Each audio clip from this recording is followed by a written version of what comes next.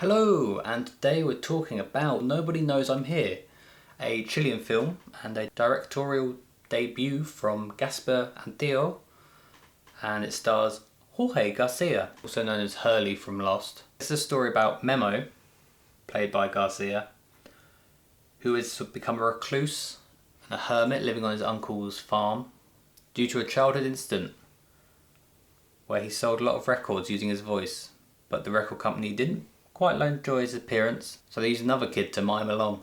So this is a slow burn sort of film, which I don't mind personally.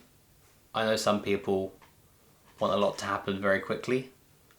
I like movies that take their time, especially if the story's interesting and there's some pretty shots to look at, which this does have. There's also fantastical elements to this, which is often portrayed in this like reddish pink, which is a real contrast to the actual colour palette of the film and stands out, which also leads to some ambiguity, which I understand is a turn off for some people.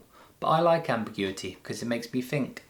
With this story, they do really well to omit some information early on and slowly bring it in later. They do it in a really natural way as well. It's not like a hard cut to something. You definitely don't feel spoon-fed. Jorge Garcia's performance is really a standout. He has to carry the film with not a lot of dialogue, so a lot of his acting was in expressions or actions. And he did really well. You made me feel a lot of sympathy for the big man. The ending for me was really cathartic. It felt like a really nice culmination. It made this boy that's dead inside feel a little something. Also props for the most stylistic vomit scene I've ever seen. It was both gross and beautiful at the same time. Bit like me. Minor criticism is at one point the dubbing seemed off in parts.